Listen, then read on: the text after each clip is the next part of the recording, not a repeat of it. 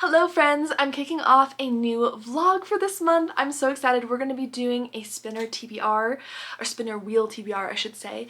I introduced this in my Valentine's Day reading vlog. If you didn't see it, I'll link it above.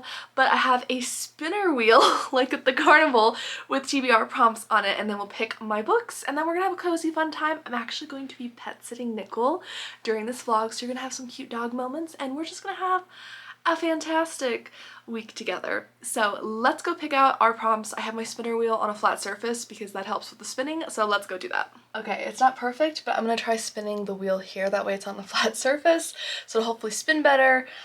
So let's see what we get. Ready? Oh gosh. Oof. Blind book pick. Oh no.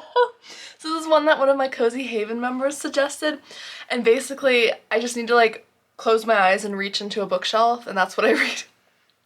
Alright, let's see what else we get. We'll do that in a minute. Okay, ready, go. Oh, that was a good spin. Okay. Ooh. New to me author. Okay, I'm thinking we do 2 more spins and then I'll reveal what my patrons voted on for the 5th spin. And I'm very excited. So let's do 2 more.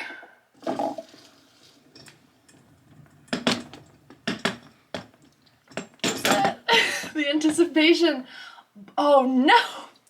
It's a book outside of the mystery genre. I purposely put that on there because I don't read a lot of books outside the mystery genre, so this was my reminder to myself to pick up the books that aren't mysteries that are on my TBR. Alright, here we go. Here we go.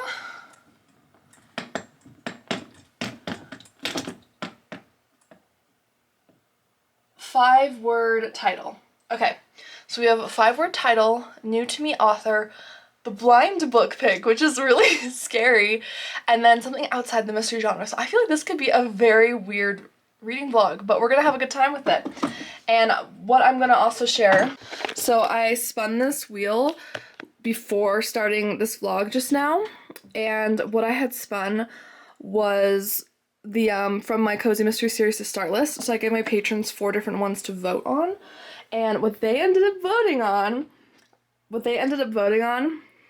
drum roll please, I'm so excited, Kernel of Truth by Christy Abbott. This is the first in the Popcorn Shop Mystery Series.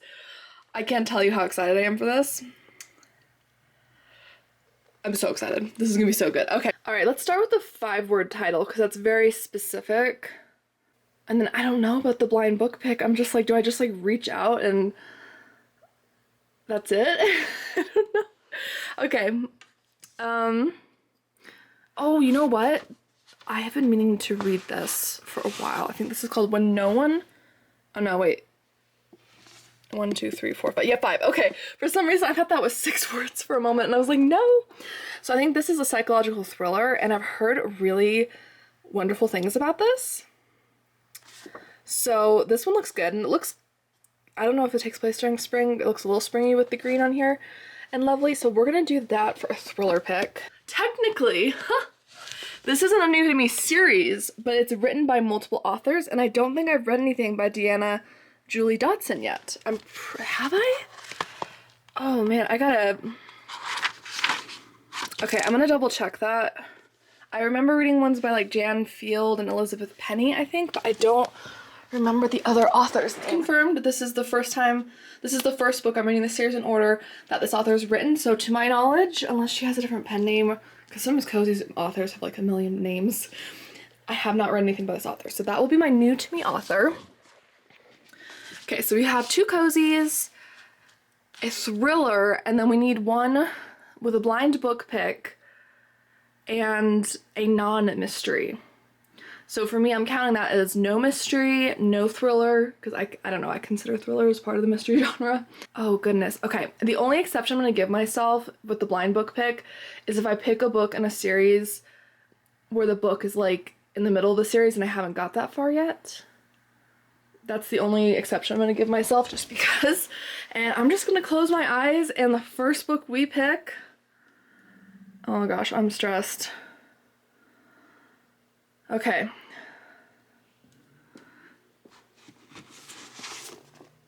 Okay, I don't know what this is. Oh, Okay, Louisa and the Crystal Gazer by Anna McLean. So this is a historical fiction cozy mystery where the sleuth is a reimagined young Louisa May Alcott. And it's on the cozy side. It's definitely not like super graphic. And this would actually be great because I actually have this on my read it or on haul it list because I've had it for a while and it takes place during winter, which is perfect. So that's actually perfect. Okay, I couldn't have planned that better. I'll take that. And then we have the last one, which is something that's not a mystery, which is quite interesting for me. As you guys know, like 90% plus of what I read is mystery. So this is going to be a little harder to pick from my physical TBR, but that is okay. Let's see. I think these are all, well, we have the picture of Dorian Gray and My Antonia, which I think both classics. This one I've also been curious about. It's The True Crimes Investigated by Arthur Conan Doyle. Let me take a look at this. So from what I understand, he actually investigated and like helped with some kind of investigations with Scotland Yard or something like that. And he was helpful in solving some like weird cases that criminologists couldn't solve. So I feel like this could be a really interesting one, and it's not too long. It's just over 200 pages. It looks like there's some photos. This would actually be really interesting, and I've been meaning to grab this for a while. So I think that's gonna be it. You know, I think I'm feeling one more book. This is the lineup so far.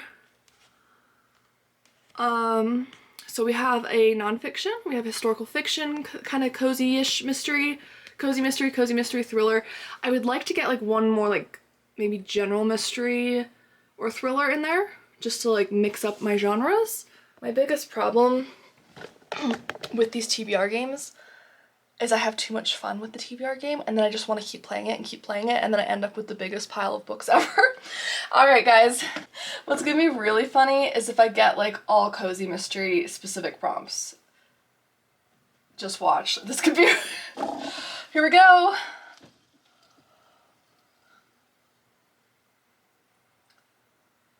Library book. Okay, that's good. That is a good one. I have thrillers that are checked out from the library. I've been loving both Alex Finley and then Sarah Pekina / Greer Hendricks. They're co-authors, they're thrillers. So I'm pretty sure like this is probably like a good 5-star prediction, or at least 4 stars. So I'm feeling good about that.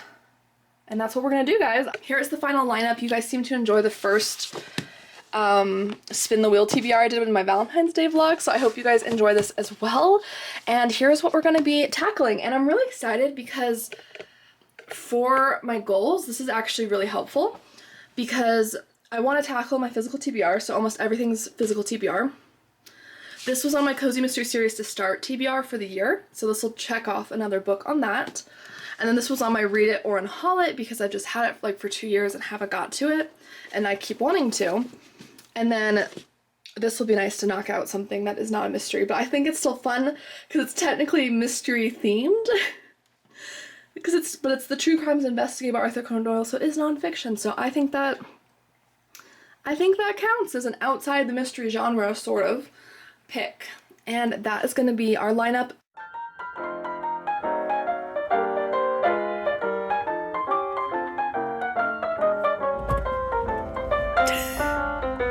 Are you happy to be at Sonic, puppy?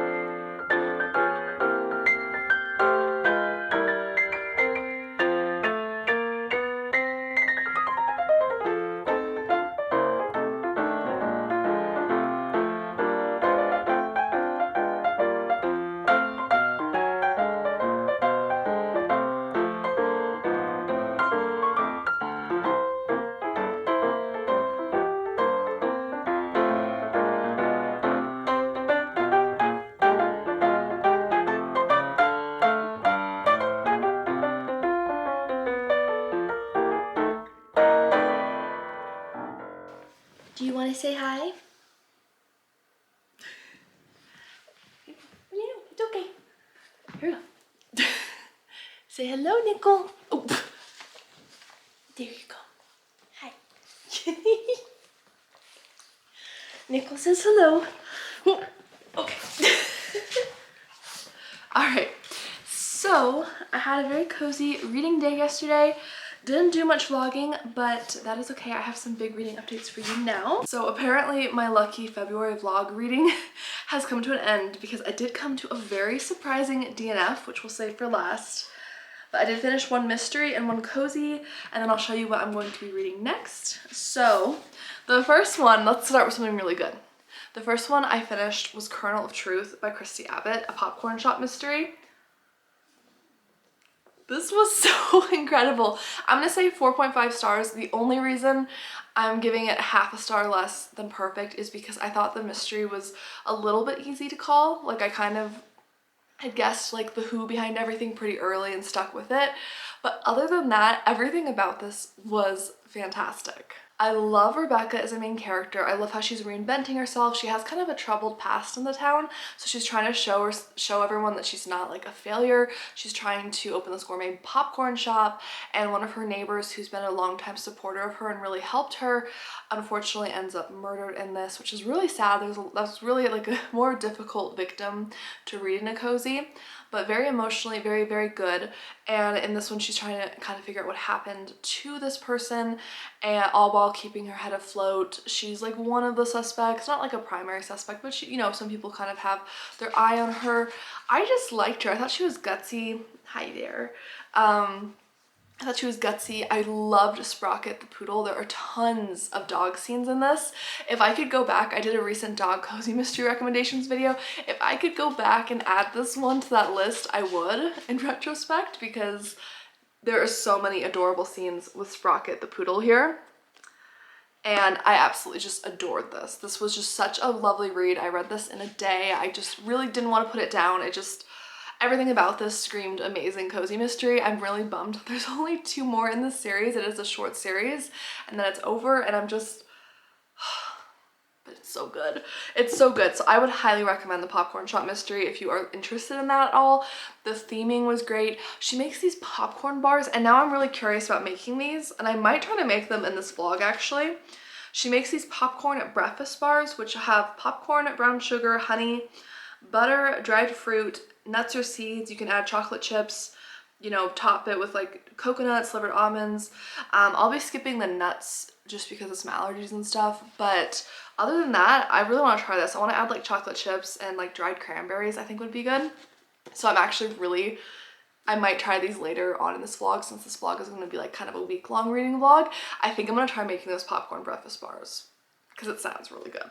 So this was absolute knockout. I am so looking forward to reading the next one in the series, and I'm so excited that this was another one of my 15 cozy mystery series I want to start list, which I'll link above, for this year. That is a winner. I've only had one dud so far that I really didn't like, and everything else has been really solid, and I think I've read 5 now, including this one, so I've only had one that I won't be continuing. Everything else so far I will be, so that's really exciting. The next one I finished was Louisa and the Crystal Gazer by Anna McLean. This is the final one in the Louisa May Alcott mystery series. This takes place in Boston, 1855. It involves our main character, Louisa May Alcott. She is a young woman in her 20s before she is writing at this point like her Blood and Thunder mysteries, which she did do in real life under a pen name, but she hasn't written any of her big hits yet. And I love this. You can tell the author puts a lot of work into the historical references. I would say this is first and foremost like a historical fiction mystery, but it is very cozy. It's not super dark or gruesome. There's not like a lot of violence or language or anything particularly graphic. So I think it would be great for people who like historical mysteries and or cozies. Either way, if it sounds interesting. But she goes along with her friend Sylvia to this crystal gazer, even though she doesn't really believe in it. She thinks it could be inspiring for some of her mysteries, and of course things go awry. I found this to be super interesting. I found the middle of it to be like a little slow at points, but the ending was so good.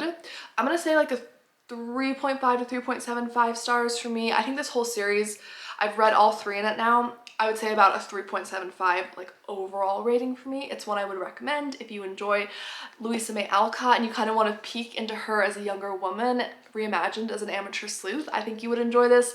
If you like historical mysteries or like historical cozies, I think you would enjoy this. This one does take place during winter. There was lots of snowy scenes, which was cool. And yeah, I had a really good time with this. I'm really glad that I finally read this. This was on my read it or unhaul it list that I've just been needing to tackle these books for a while. They've just been sitting there and I've tackled this one and I'm really glad I did.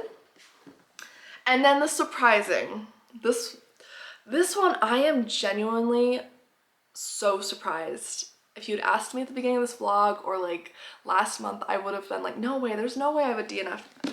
Well, apparently I read about 82 pages of this and it is 350-ish pages. So I feel like I gave it a decent chance, like read over 20% of it. And that is What Have We Done by Alex Finley. And the reason I am so surprised about this thriller being a DNF for me is that I have read, this is my 4th book by this author, and the first 3 that I've read since last fall, and they've all been 4 or 5 stars. So this is the first one that I haven't enjoyed from this author. This is the cover here. I checked it out from my library. And I'm just really bummed about this. So this involves this like old group of friends. I think Alex Finley kind of goes towards more of this like kind of crime thriller bent.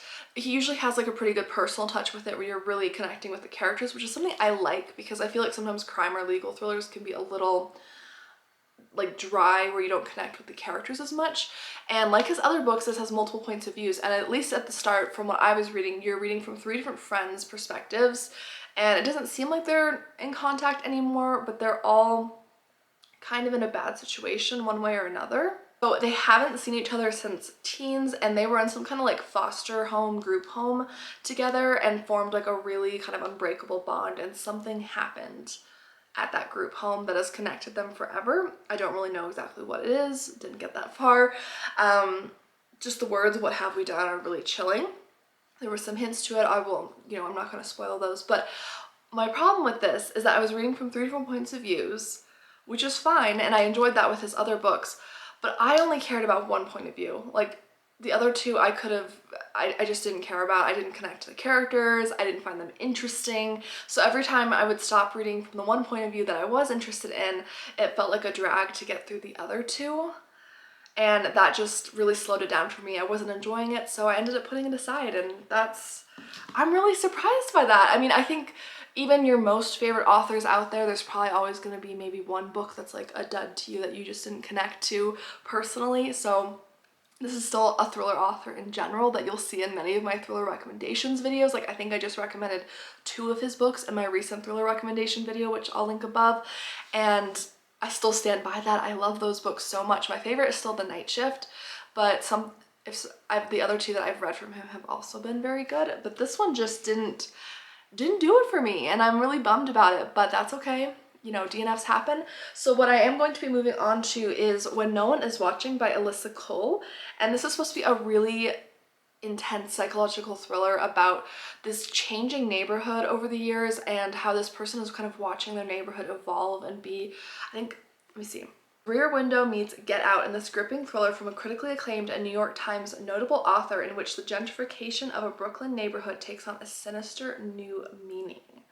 And it looks like there's some maybe themes of conspiracy or paranoia and things like that, so a very intense psychological thriller. I have never read anything by Alyssa Cole, but I'm really excited to read this and try out a different thriller author, and I just love this cover. I really enjoy thriller covers that have a very kind of ominous kind of like location or building on them. I always feel like those get me.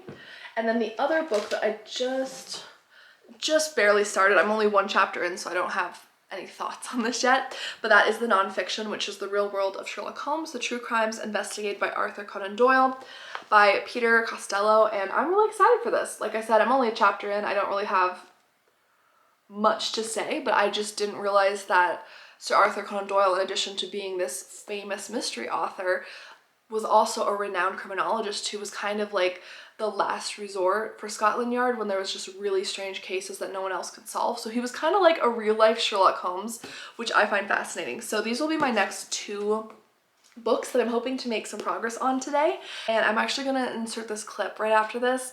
We found this puppy ice cream and I brought it home for her last night. The lighting's a little bit dark, but her reaction is so fun. So I will play that right after this for you, but let's go ahead and have a cozy day together and get some reading done. I can't wait. Okay. We just went to the grocery store and we found this. So we're gonna try it out. Ready, Nicole? There it is. Do you like it? Oh, she's running off with it. Do you like it? I think she likes it. Oh my goodness, Pupper.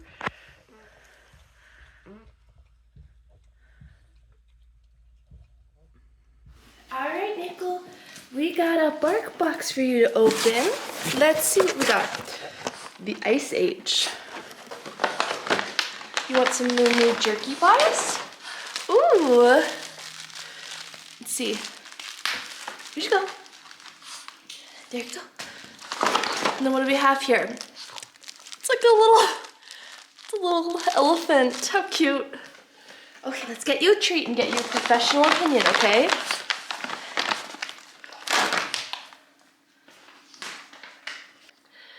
Good girl. Do you want a fruity booty soft bake?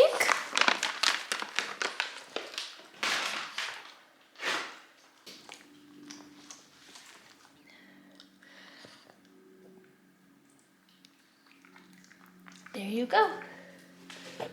Hi guys, a really quick reading update. I have started When No One Is Watching, about 60 pages in, and so far so good. It's a little bit of a slow burn, definitely very heavy topic wise, which I think was fairly obvious from the description, like the summary. I think this isn't like a lighthearted kind of fun crazy thriller. This is a very deeply intense, sobering topic about gentrification, and I'm curious to see where this is going to go. We do have multiple points of views in this book so far, and a little bit of mixed media with some comments at the end of the chapter that are like from the neighborhood, like some kind of neighborhood like forum or like app that they chat on, which I'm finding interesting.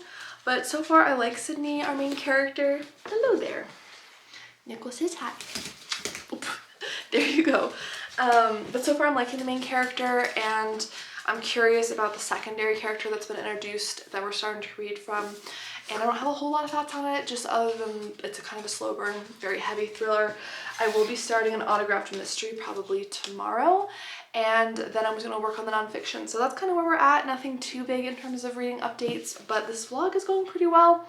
One DNF, but everything else so far has been really solid, and I'm hoping for good things from both of these. I know I really love the Secrets of the Castleton Manor Library mystery series, so I'm pretty confident in that one. This one's a little bit more of a wild card because I haven't read anything by this author, and it's definitely a little bit on the heavier side for what I typically go for with thrillers, but I'm just very curious about this.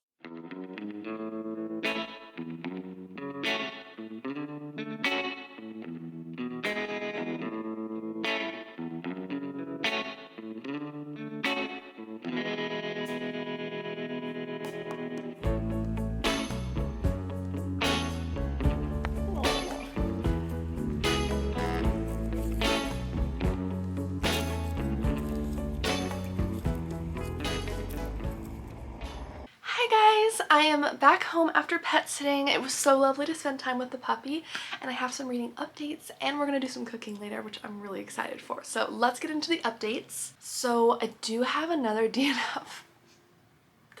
My lucky reading vlog streak in February has run out.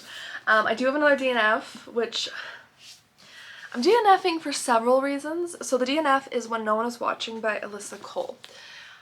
So for starters, I got over 100 pages into this. To me, this isn't a thriller. It really isn't, and this is strongly advertised as a thriller. I mean, it says a thriller, intense psychological thriller, gripping thriller. Like, this is strongly advertised as a thriller.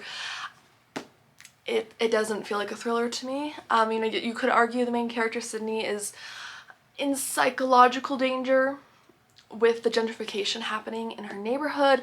And I do see, you know, she is very angry and concerned and worried about this naturally. And I do like all the history and research that the author put into gentrification and history and really wove into the story. I think that was great. My issue is that A, I don't think this is a thriller, which is what I was looking for. And then B, I'm like 115 pages in, and it's about 350 pages in total. So I'm like a third of the way in. I feel like I can't really tell you what the plot is beyond the synopsis on the back. Like, nothing else has happened. I don't know what the thrilling element, if there is one, is supposed to be. There's also this like romance that's starting up that I'm just not feeling. And I also just found the main character, Sydney, to be kind of one note. She's just kind of defined by her anger and nothing else. And this is a book where I would really want to like and root for the character more, since it is more of like, it focuses more like social justice issues, and I really want to like root for her and like the work she's trying to do and becoming a tour guide and exploring some of the more like, not just like the surface level history that the other tour guides are doing, and to like holding on to the community's past and present. And I understand why she's angry. Of course she would be, but I'm not getting much else from her as a person or character, and I'm really struggling to root for her. I also find her to be pretty angry at most everybody, even people who haven't really done anything to her, who are just kind of going about their day. I find her to be very angry, and of course, you know, I could argue she's in a really bad spot right now in her life. She's really struggling. It's really difficult seeing this happen to her neighborhood and community, so I can understand where she's a bit angry overall, but I'm just really struggling to connect with the character. I don't think this is a thriller, unless maybe all the thrills are at the very end. I don't feel like this is a thriller. I feel like this is kind of misbilled as a thriller. I'm not sure what I would call this, but a thriller isn't it, and I'm so sad because the premise for this really was good. I thought there would be maybe something more sinister lurking, and maybe there is, in addition to all of the kind of real life scary things that can happen. I did enjoy learning more about gentrification. I thought that was really interesting. Like I said, the author did fantastic with adding in like her research and like history of the area. I found that fascinating, but I really just feel like there's nothing really to the plot at this point. Like, nothing has really happened. I'm not feeling interested in picking this up anymore. So I'm gonna go ahead and DNF that. It just wasn't for me, and I really wish it was, because everything else about this seems interesting to me, and I was really excited, but I'm not enjoying it, and I'm not gonna force myself to read something that I'm not excited to pick up. Otherwise, I have made some progress in an autographed mystery. I'm just 30 pages into this, so nothing major, but I am really excited to see Faith negotiate for the Agatha Christie collection from this this family where they've inherited parts of the Agatha Christie collection, and they're trying to make a big negotiation with the Castleton Manor to maybe sell some of those like first edition, signed edition copies. So I am excited for this. There's supposed to be a winter storm that traps everyone here. All the guests are arriving, so I am looking forward to that. And on a side note, today I was able to go grocery shopping this morning, so we are going to make those popcorn breakfast bars from the Kernel of Truth Cozy Mystery book. I am so excited. So what I'm going to be doing for this is the recipe right here. So I'm going to be doing popcorn, brown sugar, honey, butter. The dried fruit I picked was dried cranberries, and I also have just a few dried blueberries I'm going to toss in there just to use them up. And then it says nuts or seeds. I don't typically make recipes with nuts other than peanuts because of some allergies in the family. So, and I'm not really a big seed person. I might add a little bit of chocolate granola. We have some of that, and I was thinking some chocolate chips. So these are going to be popcorn breakfast bars, and it's a no-cook recipe. All you have to do is mix the ingredients together, press it into a pan, and then let it sit for 10 to 15 minutes before you cut them into bars. So we're going to see how that is. And then for dinner / some side dishes throughout the week, I found this recipe that's supposed to be really good. It's supposed to keep well in the fridge, and I'm trying to get more fruits and veggies in as much as I can, and this one really appeals to me because I love chickpeas. I adore chickpeas. So this is a chickpea salad recipe. It has chickpeas, red bell peppers, parsley, red onion, celery, olive oil, lemon juice, garlic, fine salt, black pepper, and this is a little picture of the recipe there. This recipe is from Cookie and Kate. I will have it linked down below for you if you want to try it out as well, but I personally love chickpeas and this looks really fresh and yummy, so we are going to make those later today. Popcorn bars and a chickpea salad. It's probably really random, but I also picked up 3 books from my library, so I'm going to go ahead and show you those real quick, and then we're going to get going with some cooking and reading today. Alright, so I picked up the next in the Tea Shop Mystery Series by Laura Childs, which you guys know I'm loving. I recently recommended this in a culinary cozy mystery recommendations video, which I'll link above. This is called The Silver Needle Murder. I think this is book 9 in the series, and I really don't know much about this particular book in the series, and I want to keep it that way. But if you're new to the series, our main character is Theodosia, and she runs this indigo tea shop with Drayton and Haley, who are these amazing sub-characters. I love them. I think they both have such interesting personalities and like goals and things, which I think really adds to the story.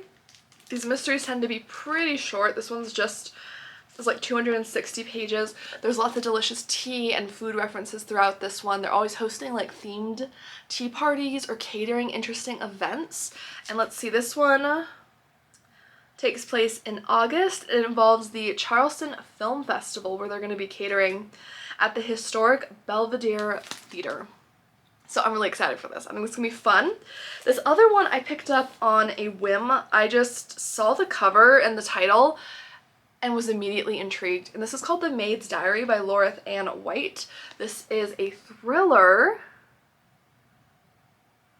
And our main character is Kit Darling, and she works as a maid to the very wealthy, and she knows all their secrets. You know, she knows a bunch of their secrets. She's working for this couple who's expecting their first child, and she knows a secret so dark that it could really ruin their lives, which gives them motive to maybe want to stop her. And then there's some other like storyline or point of view that we're following where a homicide cop is called to a very violent, bloody scene in a wealthy home. And it's in a place called the Glass House, which was a waterfront home, and there's so much blood that they don't think the victim would have survived. The homeowners are gone, the maid is missing, and one of the neighbors was the last person to see Kit alive. So I'm really curious about that.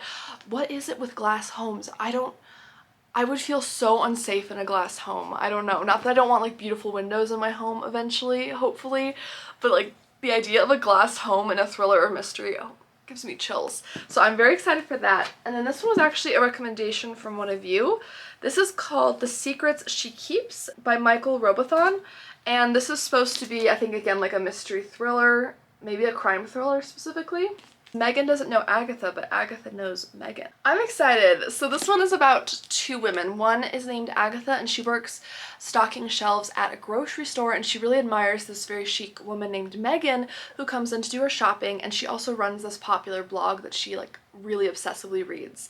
And she really is kind of envious of her life. Agatha is pregnant currently, but her boyfriend is absent and not calling her back, and she decides, because they have around the same due date, she's going to approach Megan and try to, you know, maybe start up a conversation, maybe a friendship, and they both have secrets they want to keep. I love a thriller with a premise like that, so I am really optimistic about that. I'm feeling bummed out about when no one was watching. I really thought I was going to like this, and I just couldn't. It is a very heavy thriller, which I did expect, and again, that's not why. I just really didn't feel like it. Just kind of felt like an info dump in a lot of ways with not much plot, and that's kind of what I wanted a little more plot. I don't know. I wanted a little bit more. I wanted to like the main character a little bit more personally for this type of thriller, but I'm so bummed. Both thrillers for this vlog just didn't do it, and I am still so surprised about the Alex Finley one. I'm really surprised about that. I did look on Goodreads, and I think that was one of his worst rated or lowest rated thrillers overall, so maybe it's not just me. I don't know. If you've read a handful of Alex Finley's, let me know if you enjoyed that one, or like what was your least favorite, what's your favorite. I would be curious, but I'm really I don't know what's going on. But we have this book and then my nonfiction that I'm gonna work on tonight, so I'm hoping to finish reading this one tonight and to make some progress in the nonfiction. But we're gonna go ahead and do some cooking after I film a video, which should already be up when you're seeing this, which is, I'll link it above. It's going to be a domestic thriller recommendations video, so check that out if you're interested. But let's get moving. We start with the chickpea salad and the popcorn bars. I need to show you something that one of my relatives sent me early for my birthday in March. Look at this! Is this not the coolest? As you guys know, I love Scooby-Doo. It's got the Scooby-Doo tag up here. It's like a giant cookie jar. Absolutely. I love this so much. I'm so excited to use this. Yes, absolutely. And then I need to show you, we went thrifting and look what I found. This is a hand-painted picnic basket, and it's really deep, so you could actually like feed a family, like a small baby family with this. But look at the artistry. It's hand painted. It's beautiful.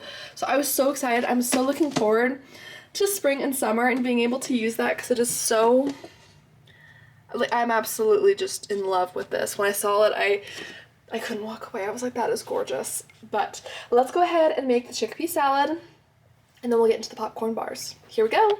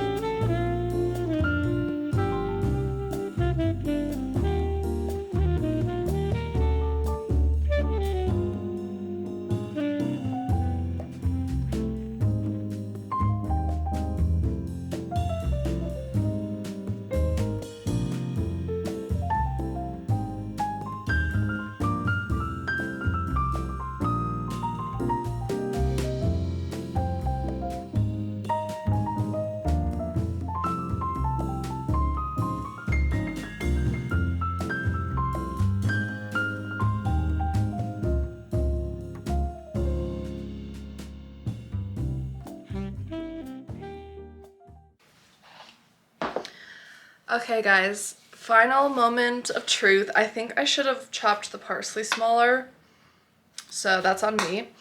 But let's taste this together.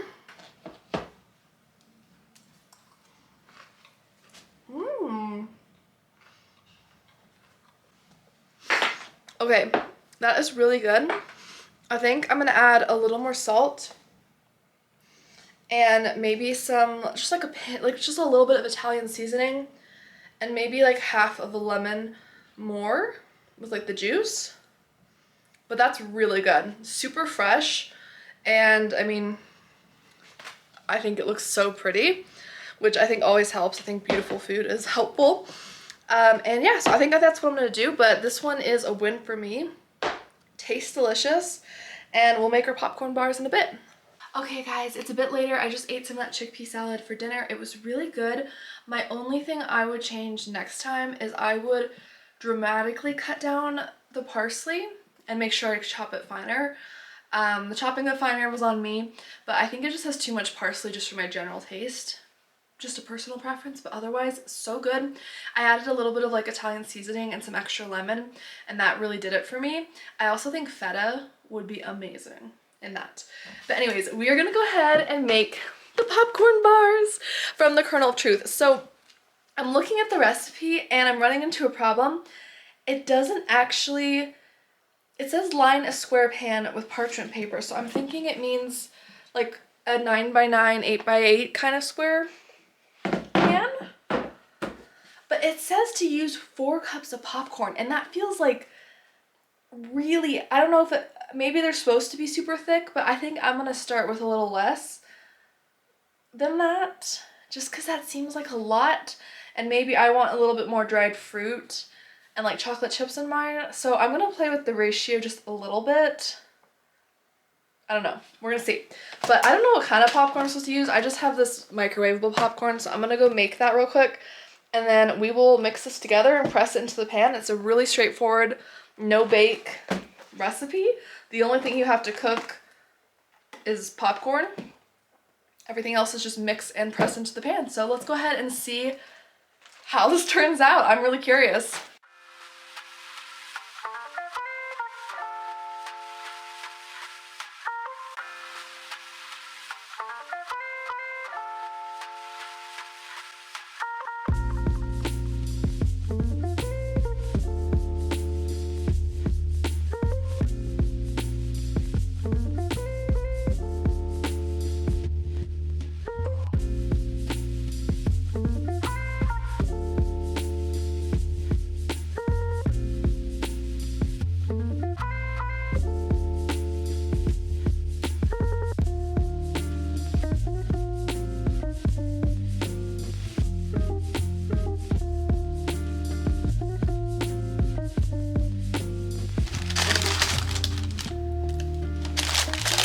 First, I'm going to melt another tablespoon of butter and like pour it over the whole thing, and maybe it'll kind of clump together. I don't know, but we didn't do anything really, except add more butter, which isn't a bad thing for popcorn. So I'm just gonna eat this as like a popcorn trail mix situation, and it tastes plenty good. If you guys have made popcorn bars, let me know, but I don't know, I was really struggling. I don't know, my honey is kind of thick, so maybe that's part of the issue. I'm not really sure, but it was still fun trying to make it, even if it didn't really turn out as expected. And I'm gonna go enjoy this trail mix. Hi guys, I have the final reading wrap up for this vlog, so it's been a little bit all over the place, but I did finish an autographed mystery. This one is by Deanna Julie Dodson, so this is the, I want to say this is like the 5th book.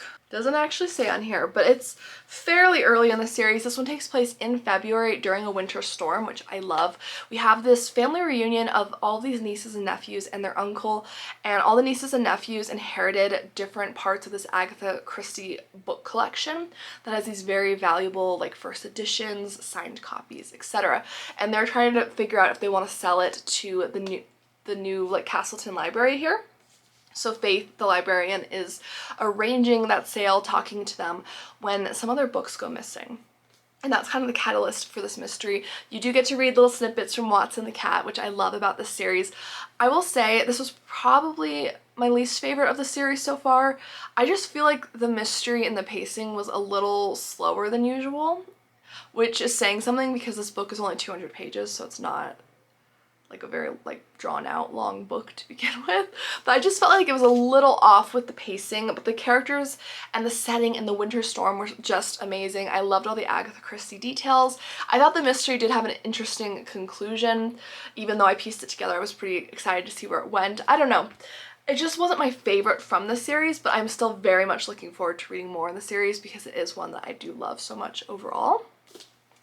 And then this one I am actually only halfway through, but I gotta end this vlog because this vlog is going into March. I was supposed to wrap it up into February, so you'll actually see this last book in my March reading wrap up because I haven't finished it in February.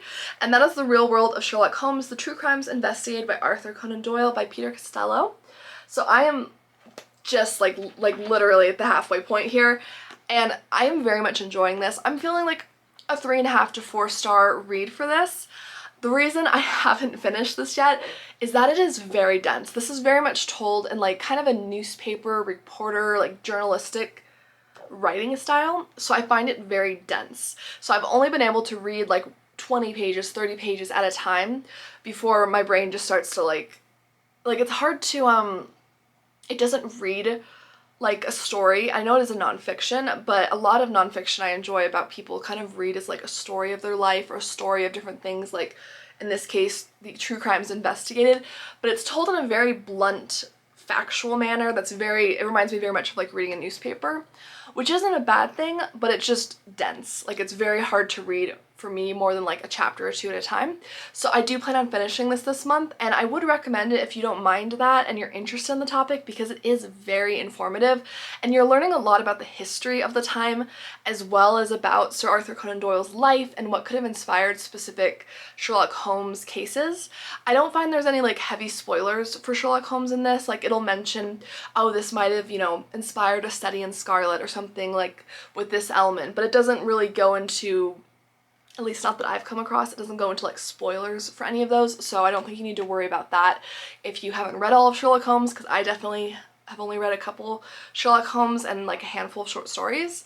But yeah, so far I'm really enjoying this. It is very informative, it is very dense, but it is a very interesting topic, and I'm really enjoying just this look at history in a different way. And it's really interesting to see where the police were at. Like at this time, they weren't even using footprints. Like that wasn't even like a thing really. Like they wouldn't salvage footprints at crime scenes, which kind of blows my mind because I feel like that's just such a basic thing to us now, but at this time, the late 1800s, early 1900s, it wasn't. So I am very much enjoying that. It is a book I plan on finishing this month, but I just kind of want to enjoy it one chapter at a time just because of how dense it is.